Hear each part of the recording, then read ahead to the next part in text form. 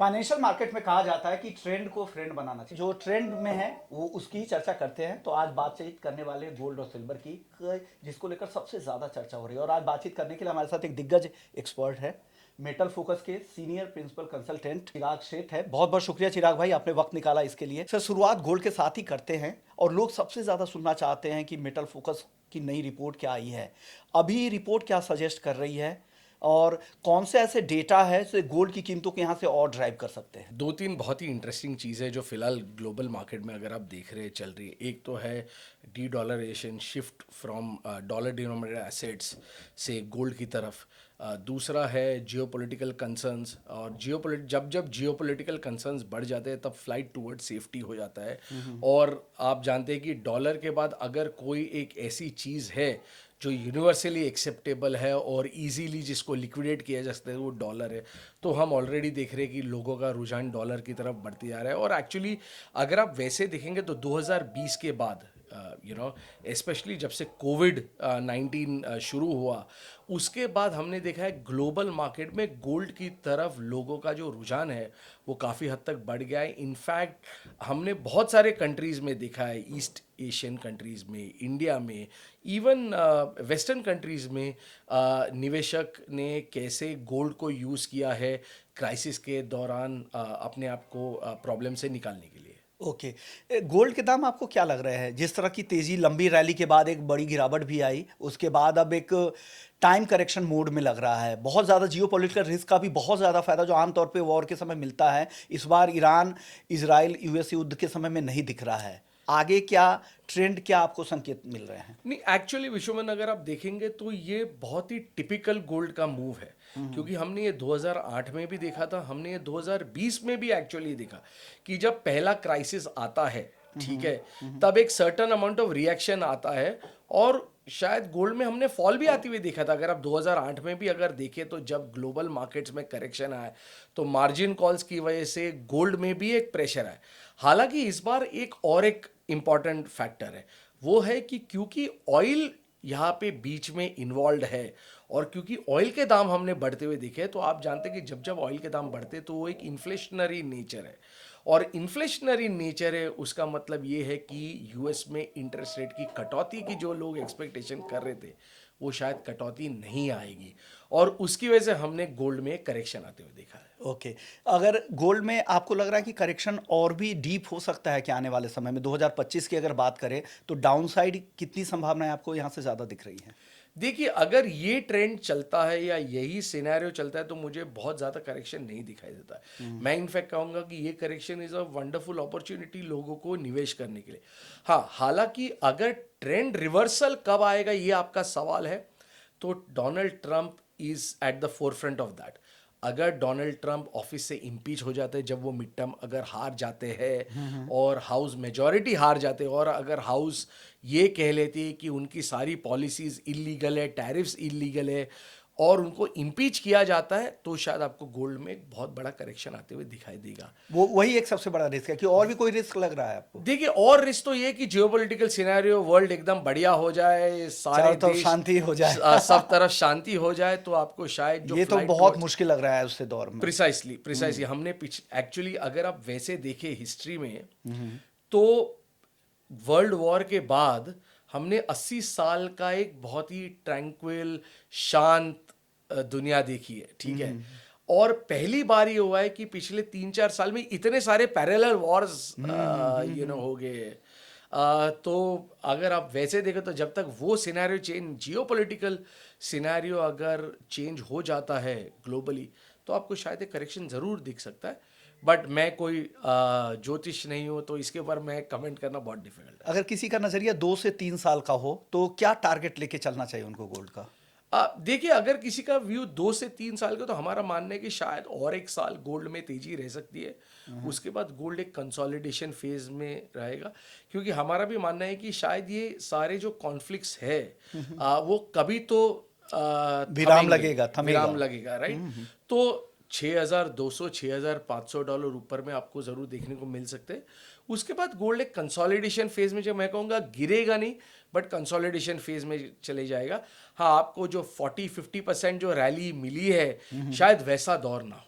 2025 में जिस इंटेंसिटी के साथ बढ़ा था, जितनी तेजी आई थी वो नहीं, लेकिन 2 लाख तक की संभावना है घरेलू बाजार में। रुपी टर्म में अगर आप देखें, $6500 को अगर कन्वर्ट करें रुपए को कांस्टेंट मान के, तो उतनी संभावनाएं बन रही है। जी देखिए, रुपी पे मैं टारगेट नहीं दे पाऊंगा, बट यूएस डॉलर में 6500 तक के भाव जरूर दिखते हैं। ओके, चांदी कैसी दिख रही है आपको? चांदी में क्या आपको लग रहा है कि पोटेंशियल ज़्यादा है गोल्ड के मुकाबले? चांदी यहाँ से और कितनी तेजी हो सकती है, और वापस से रीगेन करेगी? जो टारगेट हमने देखे थे जनवरी में, वहाँ तक वापस से चांदी जाएगी या उसके ऊपर भी जाने की संभावना है? देखिए, अगर आपने मुझे ये सवाल शायद 1-1.5 साल पहले पूछा होता, और जब आप तो मैं ज़रूर कहता कि चांदी में पोटेंशियल गोल्ड से बहुत ज़्यादा है। फिलहाल जो सिनेरियो बनते आया है, मुझे नहीं लगता कि चांदी में अब कोई बहुत बड़ी तेजी, हाँ शायद चांदी $110 तक ज़रूर जा सकता है, बट अब एक सस्टेन बड़ी तेजी चांदी में आती हुई फिलहाल नहीं दिखाई दे रही, स्पेशली ये वॉर के सिनेरियो में। अगर ये वॉर लंबा चलता है तो आपको एक इम्पैक्ट हो जाता है ग्लोबल इकोनॉमी के ऊपर, और अगर ग्लोबल इकोनॉमी इम्पैक्ट हो जाए तो वो सारी सेक्टर्स की जो हम बात कर रहे हैं जहाँ पे चांदी के यूसेज बढ़ते जा रहे हैं, वहाँ पे ज़रूर एक इम्पैक्ट आएगा। ओके, तो आपको अभी सोने और चांदी में अगर चुनना हो कोई एक को, तो किसको चुनेंगे आप? मैं कहूँगा गोल्ड फिलहाल मेरा रेस का घोड़ा होगा जिसपे मैं निवेश करूँगा। चांदी पे मैं ज़रूर निवेश करूँगा, पर अगर आप मुझे स्प्लिट पूछे तो मेरा शायद 60-70% इन्वेस्टमेंट शायद गोल्ड और सिल्वर में अगर ही चूज़ कर रहा हूँ तो गोल्ड में होगा, बाकी चांदी में होगा। चांदी की इंडस्ट्रियल डिमांड की मौजूदा स्थिति क्या है? क्या वाकई जो न्यूएस्ट टेक्नोलॉजी के लिए जो डिमांड निकल के आ रही थी अभी भी वो है, और ग्राहकों को भी उतना पास ऑन कर पाएंगे क्या? देखिए, न्यू एज डिमांड तो चांदी की अभी भी स्ट्रांग है। एक चीज़ इंपॉर्टेंट ये हो गई थी विश्वमोहन की, एक जो सबसे बड़ी फैक्टर थी चांदी में, वो था डिसलोकेशन। और इसको समझना बहुत ज़रूरी है, क्योंकि आप अगर देखेंगे तो चांदी का मार्केट पिछले 4 साल से डेफिसिट में था, पर 4 साल से इतनी बड़ी तेज़ी नहीं आई। ये तेज़ी आई डोनाल्ड ट्रंप के टैरिफ पॉलिसी की वजह से। लोगों को ये लगने लगा कि डोनाल्ड ट्रंप चांदी पे टैरिफ लगाएंगे, और उसकी वजह से क्या हो गया कि नॉर्मली क्या होता है, आप कोई भी प्रेशियस मेटल्स देखे वो वेस्ट से ईस्ट की तरफ मूव होता है, यानी वेस्ट में बैंक्स है, स्टोरेजेस है, ईस्ट में कंज्यूमर्स है। तो लंदन से निकलता है, न्यूयॉर्क से निकलता है, और वो आता है इंडिया, चाइना और अदर मार्केट्स में। क्योंकि लोगों को डर लगने लगा कि डोनाल्ड ट्रंप चांदी पे टैरिफ लगाएंगे, क्रिटिकल एसेट उसको कहेंगे, और इसकी वजह से चांदी में एक्सपोर्ट्स इशू हो जाएंगे, सारा माल लंदन से निकल के चले गया न्यूयॉर्क, और जो लंदन में माल बचा था, ठीक है, वो था टाइड इन ईटीएफ्स में, तो वो उतना बाहर नहीं निकल पाया। तो लंदन में स्टॉक्स कम हो गए, न्यूयॉर्क में स्टॉक्स बढ़ गए, पर न्यूयॉर्क में स्टॉक्स बढ़ तो गए, पर वो कहीं और जा नहीं रहे थे। और अक्टूबर में इंडिया में एक मैसिव बर्स्ट आया डिमांड में। तो इशू ये हो गया, ये अब हम एक विशियस सर्कल में चले गए। ऑलरेडी मार्केट टाइट था, डिसलोकेशन की वजह से और टाइटनेस हो गई, और टाइटनेस होगी तो डिमांड और बढ़ गई, डिमांड बढ़ गई तो भाव ऊपर चलेगा, भाव ऊपर चलेगा तो वापस डिमांड बढ़ गई, उसकी वजह से टाइटनेस और बढ़ गई। ओके ओके, तो ये पूरा विशियस साइकिल, ये पूरा विशियस साइकिल हो गया। ओके, लकीली चीज़ हो गई कि डोनाल्ड ट्रंप ने नए फेड गवर्नर की अनाउंसमेंट की, लोगों को लगा कि ये अपना व्यू चेंज करेंगे, उसकी वजह से चांदी में आपको एक करेक्शन आने को मिला, और उसके बाद इन्वेस्टमेंट डिमांड जो है वो कई हद तक चांदी में थम गई है। इंडस्ट्रियल डिमांड अभी भी स्ट्रेंथ है। ओके, चांदी को लेकर जो जिस तरह के प्रोटेक्शनिज्म की बातचीत की जा रही थी बड़ी इकोनॉमी में, चाहे वो यूएस हो, चाइना हो, क्या वो थीम अभी भी प्ले आउट हो रही है क्या? और बहुत सारे सेंट्रल बैंक्स की भी खरीदारी की बात हो रही थी कि वो खरीदने वाले हैं अपने नेशनल प्लान के तहत, जिसमें रूस की बात हो रही थी, सऊदी अरब की बात हो रही थी। क्या वो ट्रेंड अभी भी चल रहा है क्या चांदी में? देखिए, जो आपने पहली दो बात की, और वो एक बहुत ही इंटरेस्टिंग चीज़ है। अगर हम चाइना की बात करें तो ये आया कि चाइना एक्सपोर्ट बैन कर देगी, बट एक्चुअली अगर हम उसको डीप डाइव देखें तो 36 कंपनी में से 34 कंपनियों को ऑलरेडी लाइसेंस मिल चुका है। तो वो पहली चीज़ है। यूएस में ऑब्वियसली टैरिफ ये अभी भी बहुत बड़ा रिस्क है, पर हमने देखा है कि यूएस सुप्रीम कोर्ट ने ऑलरेडी टैरिफ आईपा के अंडर टैरिफ्स को इनवैलिड बता दिया है। अब दूसरे सेक्शन के सेक्शन 22 शायद है, जिसके अंदर ट्रम्प ने टैरिफ्स लगाए, बट वो 150 दिन तक ही वैलिड है, उसके बाद उनको वापस लगाने पड़ेंगे।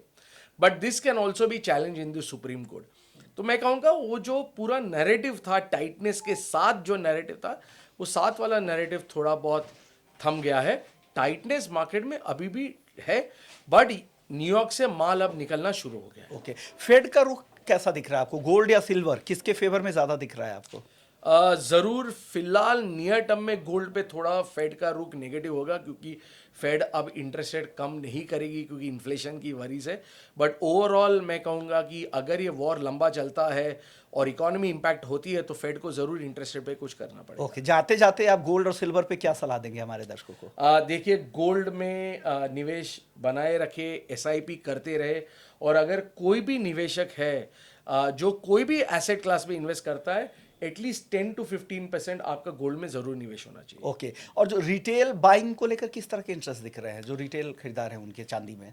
देखिए, फिलहाल मैं कहूँगा इंडिया में चांदी में इन्वेस्टमेंट डिमांड जरूर स्लो हो गई है। वो अक्टूबर, नवंबर, दिसंबर में जिस हिसाब से डिमांड थी, उसके कंपैरिजन में डिमांड अभी काफ़ी हद तक कम हो चुकी है। ओके, बहुत बहुत शुक्रिया, आपने वक्त निकाला। और ये थे चिराग सेठ साहब, मेटल फोकस के प्रिंसिपल कंसल्टेंट थे। और मेटल फोकस के बारे में बता दूं कि लंदन की जानी मानी डेटा प्रोवाइडिंग कंपनी है जो दुनिया के बड़े संस्था को अपने डेटा देती है और मेटल से रिलेटेड डेटा देती है। बहुत बहुत शुक्रिया sir, thank you so much sir.